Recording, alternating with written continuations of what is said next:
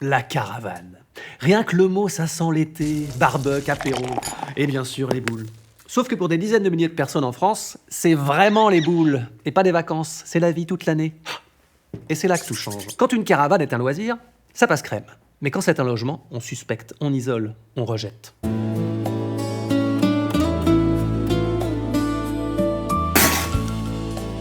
Comment cela, Cindy? Tu vis dans une caravane? Oui, Michael. Je suis une voyageuse. Je dois te quitter pour ne plus jamais te revoir. Tu ne me mérites pas, Michael. C'est moi qui te quitte.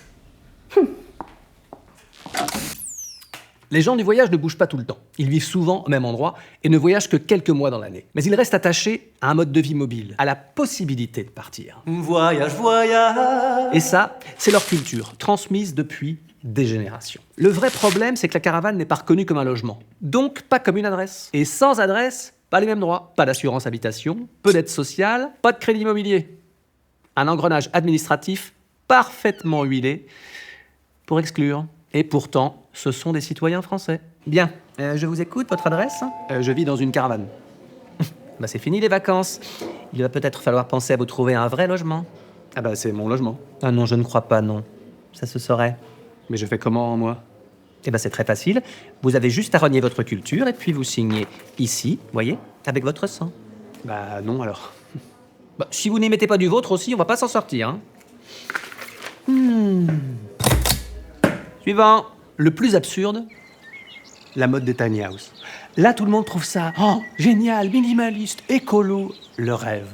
Mais quand la même logique vient d'un peuple, d'une histoire, d'un mode de vie différent, d'un coup, c'est une menace pour l'ordre public. Curieux, comme le même habitat peut-être, tendance ou problématique selon qui y habite. Et l'administration, c'est un labyrinthe. Acheter un terrain pour y vivre légalement en caravane, presque impossible. Les mairies freinent, les textes de loi se durcissent, les préfets esquivent, les voisins pétitionnent. Résultat, toujours plus de précarité, toujours plus de stigmatisation. Alors c'est quoi le vrai problème avec l'habitat mobile en France? Spoiler, c'est pas la caravane. Les gens du voyage, voyons ce qu'on en dit.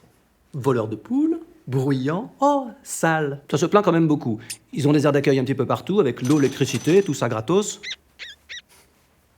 Ah, ces fameuses aires d'accueil, censées permettre aux gens du voyage de vivre dignement. Ça fait envie.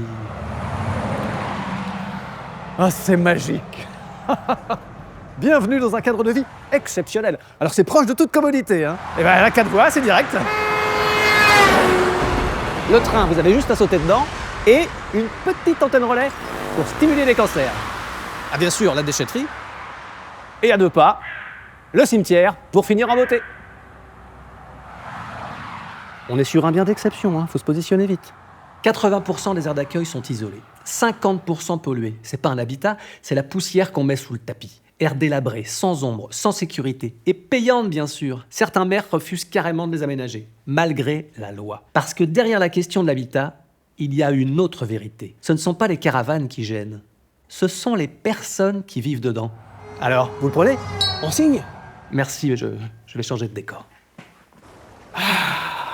Ah, c'est joli, hein, bucolique. Il y a une petite salle des fêtes, un musée.